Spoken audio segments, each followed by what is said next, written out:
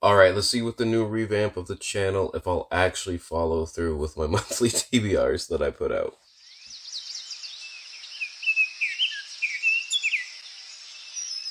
Hey, what's going on everyone? Justin here, and in this video I'm actually going to be doing a TBR. I haven't done one for what, like 7 months? Something like that. I'm deciding to do 5-ish books per month, and I'm actually going to try to read at least 3 or 4 of them.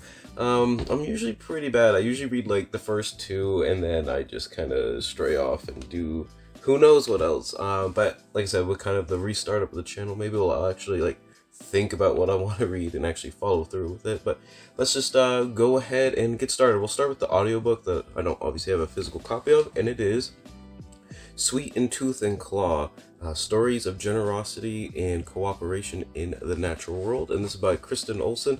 I just happened to see this like on a sale, an audiobook sale or something, and I was like, wow, that just sounds like a really cool natural history kind of title to read. I always kind of like those like little niche topics and whatnot. It is a short listen, so I'm hoping that it still kind of goes into enough depth of like maybe different like synergies between different organisms and stuff.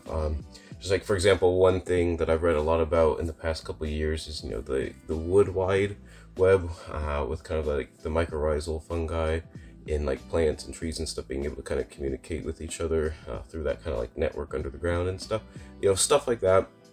So I'm hoping, you know, like I said, it's just kind of an actual pick-me-up, kind of vaguely feel-good natural history book, just because a lot of the biology and natural history I read just inevitably, even if it's not trying to be gloom and doom, there's just going to be a lot of like, you know, well, we're screwing everything up kind of stuff chapter at the end. So I'm hoping maybe this is kind of like a lighthearted, no, not lighthearted isn't the right word, but more of a, like I said, optimistic, kind of just like nice feel-good kind of book. So we will go with that and see how it goes. All right, next up is an Oxford Very Short Introduction, and it's not actually this one. This one's Magna Carta by Nicholas Vincent, but one just came out I think like a week ago called Biodiversity Conservation in the series by David MacDonald. And just kind of like with like my biology and animal zoology kind of reads and stuff, that one will probably be the counterpoint to Sweet in Tooth and Claw, because that one's just going to be all like gloom and doom. I'm pretty sure of it. I'm hoping like he does highlight, you know, some success stories. The author, when I looked him up, runs, I forgot what the organization's called, but it's run through like the zoology department at Oxford University on kind of like sounded like doing like outreach and stuff for like maybe kind of like watchdog kind of stuff for conservation organizations and stuff. So it sounded really interesting, obviously with these like short introductions, and I'm hoping maybe like he kind of leads into a bunch of different kind of like subtopics on how to go about conservation and stuff, just because it seems like there's a lot of impractical things where people put out where it's very black and white and it's just not going to work. But, you know, getting the human element, especially with like different native peoples around the world that actually are like doing a halfway decent job of stewarding the environment, you know, letting them kind of like run the show where we're kind of like screwing everything else up. But making sure like all parties involved are kind of like in a win-win situation, if that's even possible, but we shall see. So like I said, I'm hoping that one kind of branches down to a couple of different things, and I'll let you know how it goes. That one's actually a longer one too. I think it was almost like 200 pages, which is pretty weird for these books. Normally they're like around like 120, something like that. Next up is, we're going to steer off into history, I guess. We got The Secret History of Food by Matt Siegel, Strange but True Stories About the Origins of Everything We Eat. And this one, just from what I've read for like reviews and stuff, is just like a really kind of irreverent, just like humorous take on like a bunch of different foodstuffs that we eat, and kind of like their origins, and like some just like funny anecdotes and history of like where they come from. I think like honey and stuff, like vanilla, obviously like probably things like cheeseburgers and things are also like in there as well, and kind of like the dark histories of like some of them apparently with the from some of the anecdotes I read were like really disturbing with like I think it was the Kellogg, like from Kellogg cereals, I think it was, or it might have been the Graham from like graham crackers or whatever. One of them was like this like weird crazy guy with like a really dark sub story there. So anyways, it's The Secret History of Food. Plus, I did ask for this a long time ago, and I still haven't reviewed it, so partly I'm gonna read it as well. But I feel like now that I'm starting the channel back up, we are going to be, well, I say I'm going to be trying to do a lot more reviews. It's no one else's fault but mine. And as you can see, I'm still super rusty coming back into the swing of things, not being prepared or anything. Was gonna do a plug for my woodworking stuff. Didn't even have my sign ready. But anyways, I put out, different philosophy, kind of nature, history kind of quotes and stuff like that. I'm going to be doing a bunch of different things for like national parks and things like that for different signs as well, and like designs and whatnot. But that is definitely the best way to support the channel. Even just liking items and favoriting the shop helps me a ton in the Etsy algorithm. But enough of that, we'll go on to the next book, and it's another book that I really need to review, and it's Simon Eliot's Pertinax, the son of a slave who became a Roman emperor. For those who have not heard of Pertinax, he was an emperor for about, I think it's four months in 193.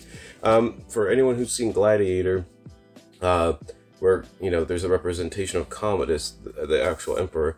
After he's assassinated, Pertinax eventually kind of takes over. He's sort of put forth by the Praetorian Guard, and Pertinax is like, well, let's like start following the rules and stuff, and then they're like, yeah, we're not having that, and then just off him as well. But anyways, there must be quite a bit. I don't know too much about him aside from essentially that, and that's kind of like between Commodus and like Severus. There's like the year of like the 5 emperors and stuff. Anyways, I'm kind of hoping there's like kind of a big backstory to him. All I know about him is I think his father was a freedman, which means he was a slave who earned his freedom at some point. And then his son Pertinax, eventually just kind of like rose up to become the emperor through, I'm not exactly 100% sure what, because like I said, I haven't read it yet. But I'm hoping it sounds, like I said, it sounds really interesting as far as, at this time period, you don't have to be born in the aristocracy of the, the senatorial class and stuff to like get up there. As long as you have, I guess, the backing of the Praetorian Guard and whatnot, which I have read a book on them, and I don't know how they lasted so long, as many emperors as they off themselves. But anyways, like I said, that's another one I requested and still haven't reviewed because I'm a terrible person. And last up, we have Princeton Nature Press book, The Lives of Beetles, A Natural History of Coleoptera by Arthur Evans. This is fantastic. There's a whole series of these ones. There's one on like sharks. I have one on octopuses, and then there's a whole, I think there's one on like bees coming out. There's fungi, lichens and stuff. Anyways, tons of technical information, but also tons of illustrations and like really like awesome photographs on like all kinds of stuff. I just really love most of like Princeton Nature Press's like books and whatnot. As you can see, it's just like super high quality, and you like learn a ton, like no matter what. Just really enjoy them.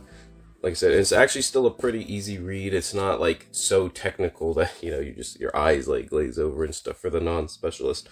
But I'd seen these a bunch of times, and someone got me one of these as a Christmas present last year. So I was like, you know what, I'm gonna read that.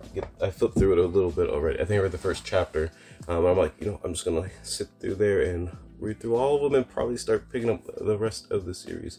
So there you have it. Those are the 5 books that I'm going to be reading or listening to in the month of February.